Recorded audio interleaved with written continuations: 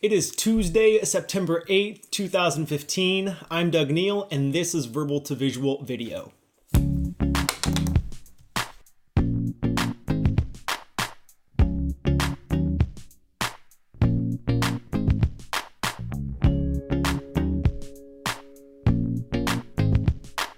Today, we are going to talk about how to take visual notes in the margins of a book. I'm going to start by sharing a set of keyed icons that I use to do that book margin note-taking, and then I will show you some actual examples from a book that I finished not too long ago, The Accidental Creative by Todd Henry.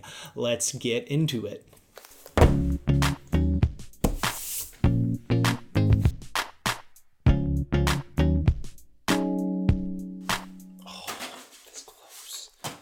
First up, if I want to mark an idea that I particularly like, I use a simple star.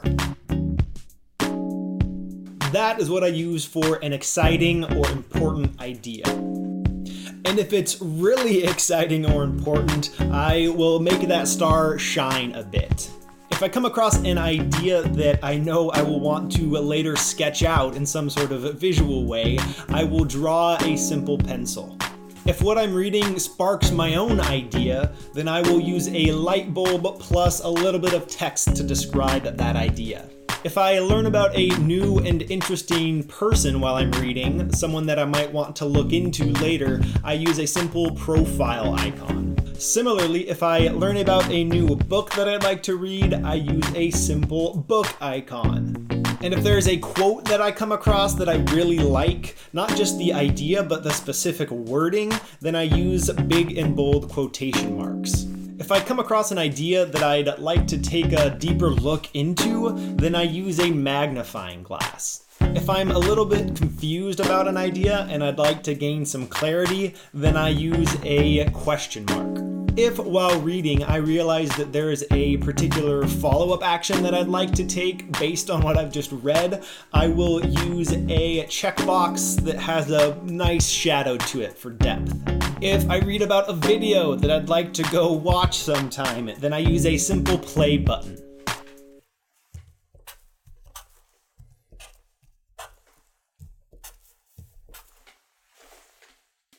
Better. If a website is mentioned that I'd like to go explore a bit, I use a globe icon. And finally, if there is a place that's mentioned or described that I'd like to try to go visit someday, I use a location icon. These are the set of icons that I use while taking notes in the margins of a book. I encourage you to develop your own keyed icons and use them in ways that make sense for whatever you'd like to get out of that book that you're reading. Now that you've seen these icons, let's look at some specific examples from this book.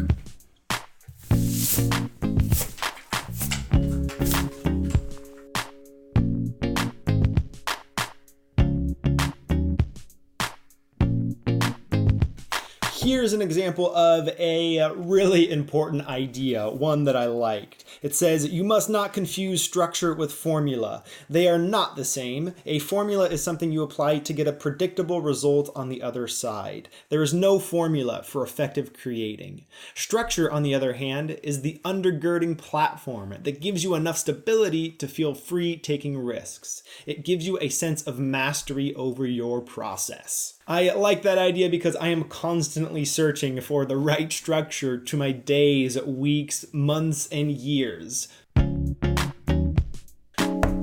Here's a quote that I like. An idea that is developed and put into action is more important than an idea that exists only as an idea. That is why I am making these daily videos. On this page, an idea was sparked. It says, bring this idea of using questions to define project objectives to the fellas and see what comes up. The fellas are the folks in my mastermind group that I meet with every Wednesday morning. What's up, guys? Here we've got a follow-up action. Break down my weekly workflow with these ideas in mind. I do that fairly regularly. Here we got a book and a quote. The book, Where Good Ideas Come From by Stephen Johnson. The quote from that book, the trick to having good ideas is not to sit around in glorious isolation and try to think big thoughts. The trick is to get more parts on the table.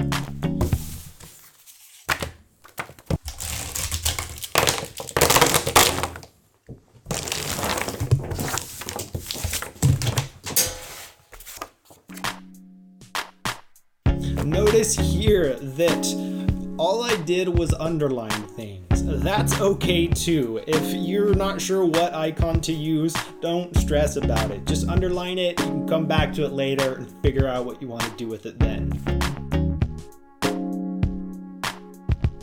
Also, be on the lookout here for kind of custom little illustrations that come up in the moment. Here I've added these little icons related to structuring a study plan, because Todd recommends that you spend a quarter of your time working on things where you are lacking information that you will need over the next 3 months. Spend half of your time studying things you are curious about right now, and another quarter of your time studying things that would be good for you. So that I just use little pie charts representing those pieces. Those are some examples of ideas from Todd Henry's book, The Accidental Creative. Now, I know some people might have an issue with writing in books. Part of the reason that I like marking up books is because it makes reading more of a conversation with the author. I get more out of it, and I think the author gets more out of it because it impacts my life in a deeper way. So go develop your own key, mark the heck up out of the next book that you read, and then come back tomorrow when we will talk about what to do next. It doesn't have to end here. I will see you then.